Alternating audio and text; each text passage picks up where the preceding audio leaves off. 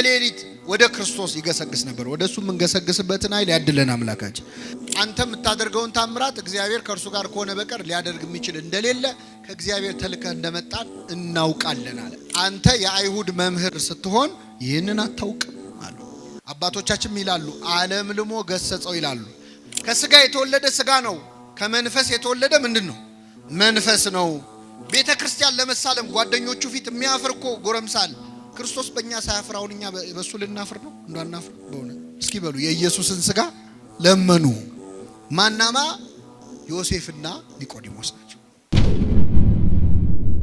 ኒቆዲሞስ የአይሁድ አለቃ ነበረ ብሎ ነው የሚጀምረው ዮሐንስ ወንጌል ምዕራፍ 3። ኒቆዲሞስ አለቅነቱ ስለ 3 ነገሮች ነው።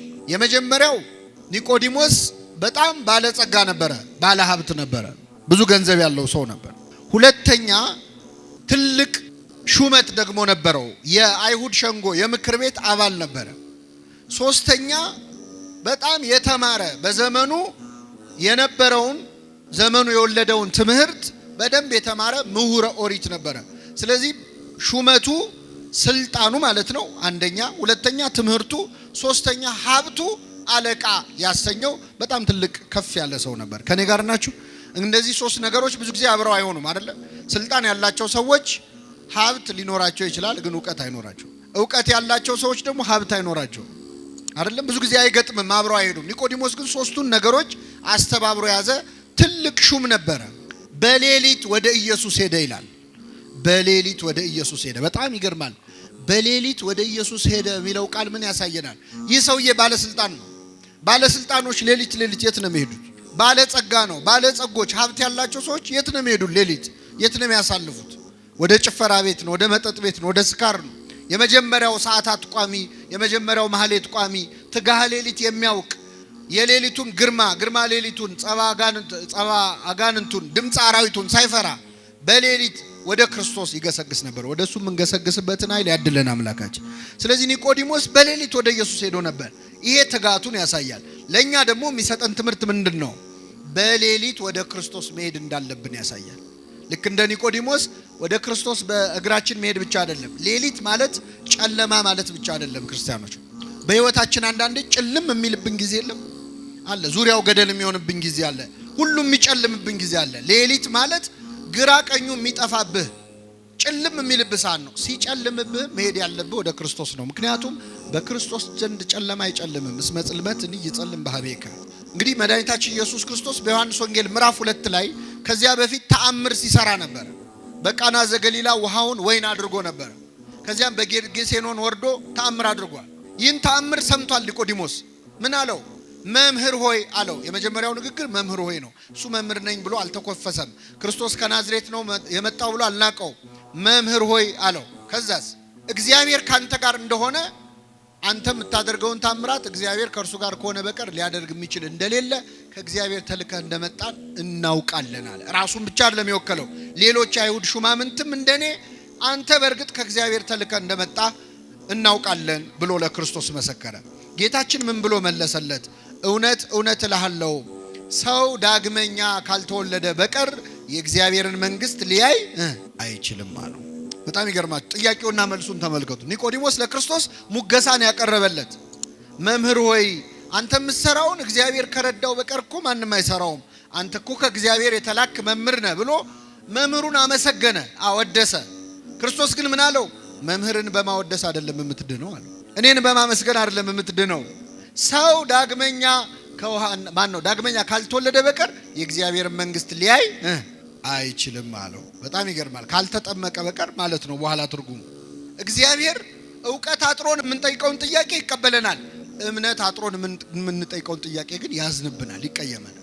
እየተነገረ እንዴት አትሰማም? እየነገርኩ አይደል ወይ?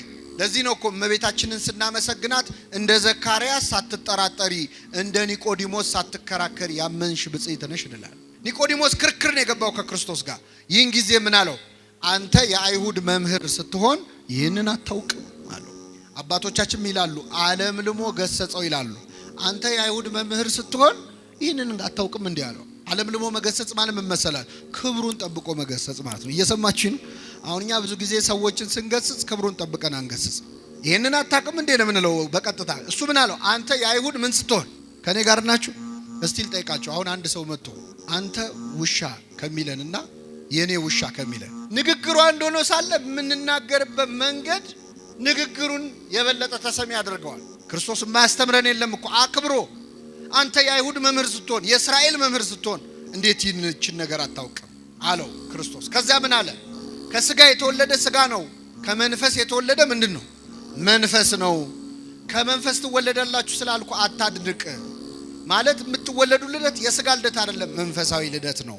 ነፋስ ከየት እንደሚመጣ ወዴት እንደሚሄድ አይታወቅም። መንፈስ ቅዱስም ከየት መጥቶ ሕፃኑ ላይ እንደሚያድር ሲጠመቅ ተጠምቆ ልጅነት መቼ እንደሚሰጠው አይታወቅም። ይሄ የመንፈስ ቅዱስ ስራ ነው ብሎ ኒቆዲሞስን በሌሊት አፍሮ ወደ ክርስቶስ የመጣውን ተማሪ አስተማረው። የኒቆዲሞስን እድል ለሁላችን ያድለን።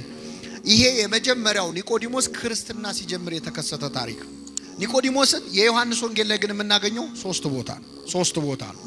ለሁለተኛ ጊዜ ኒቆዲሞስን የምናገኘው የዮሐንስ ወንጌል ምዕራፍ 7 ላይ። ዮሐንስ ወንጌል ምዕራፍ 7 ላይ አንድ ነገር ተከሰተ። ክርስቶስ ሲያስተምር ሰዎች በትምህርቱ ጣዕም በጣም ከመደሰታቸው ብዛት በዋለበት እየዋሉ ባደረበት እያደሩ ቃሉን ይሰማሉ። እና ክርስቶስ ሲያስተምር ሰው የበዛ የጌታ ተከታዮች ብዙ እየሆኑ መጡ። ጸሐፍት ፈሪሳውያን ደስ አላላቸው። ይሄ ነገር ያሰጋናል አሉ። መጨረሻ ሁለት ወታደሮች ሮማውያን ጠሩና ደና ጉልበት ያላቸው እንደው ጠብደሎቹ ጠሩና ሂዱና የናዝሬቱን ኢየሱስን አስራችሁ ይዛችሁልን ኑ አሏቸው።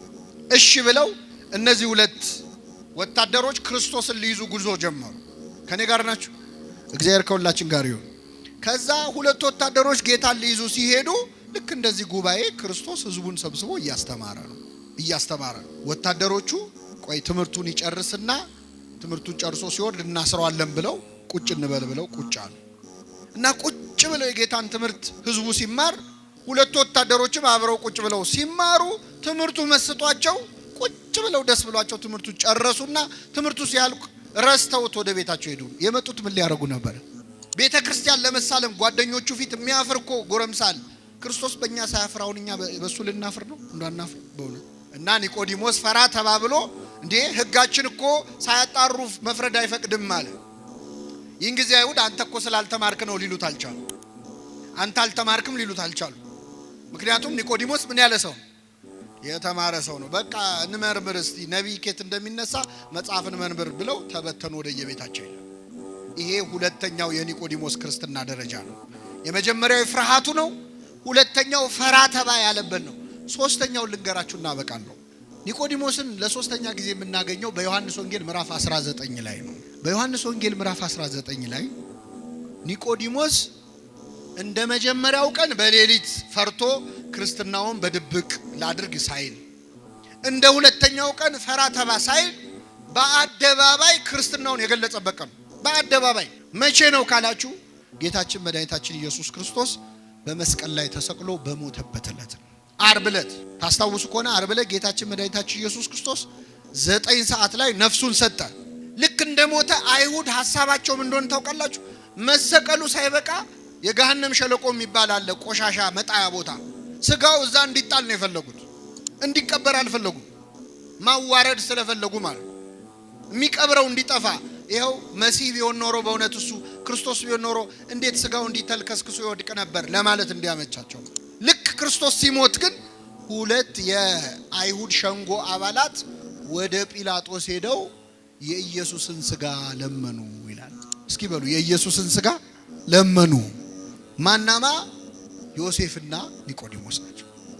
ኒቆዲሞስ ጌታ በሞተበት ዕለት በትክክል እምነቱን ገለጸ። በጣም የሚገርማችሁ ጌታ እኮ ሞቷል፣ አያዮ ይታዘበኛል አይል ሞቷል። በሞተበት ዕለት ወዳጅ ባጣበት ዕለት ደቀ መዛሙርት ሁሉ ጥለውት በሸሹበት ዕለት ከዮሐንስ በስተቀር ብቻውን በሆነበት ዕለት በአደባባይ በተሰቀለ ጊዜ ስጋውን ለመለመን ወደ ጲላጦስ ሄደ ይላል። እዚህ ላይ ለኛ ትልቅ ትምህርት ነው። የኢየሱስን ስጋ ዮሴፍና ኒቆዲሞስ ሄደው ጲላጦስን የኢየሱስን ስጋ ለመኑት ይላል። ትልቅ ጸሎት ነው በእውነት። አሁን እኛ ላለመቁረብ ከምናቀርባቸው ምክንያት አንዱ ንስሐ አባቴ ጥሩ አይደሉም፣ በደንብ አይዙኝም፣ አይንከባከቡኝም፣ ፊታቸውን አጠቆሩብኝ፣ እንዲያርግ ያሉኝ እንዲያታርጋሉኝ እያለ ከንስሐ የሚርቅ ሰው አለ። መለማመጥ አለ የማይፈልግ ማለት ነው። ለክርስቶስ ስጋና ደም አይደለም ካህን ቀርቶ ጲላጦስም ይለመናል። ሁሉን ህመም ታሟል ከራስ ፀጉሩ እስከ እግር ጥፍሩ ድረስ። ስለ መተላለፋችን ቆሰለ፣ ስለ በደላችን ታመመ። በእርሱ ቁስል እኛ ቁስል አሁን እንዴት ይፈውሳል? ቁስል እኮ ሲነካ ይጋባባል። የክርስቶስ ቁስል ግን የሚፈውስ ቁስል ነው። የሚፈውስ ህመም ነው። ታሞ ማዳን የሚችል ቁስል ነው። እና ዮሴፍና ኒቆዲሞስ ቀርበው ጲላጦስን ስጠን አሉት። ጲላጦስ ደብዳቤ ጽፎ ውሰዱ እሺ ያላቸው። ዮሴፍና ኒቆዲሞስ ክርስቶስን ከመስቀል አወረዱት። አይሁድ እየገላመጧቸው፣ ጸሐፍት ፈሪሳውያን እያዩአቸው ስልጣናችን ገደል ይግባ ብለው ማለት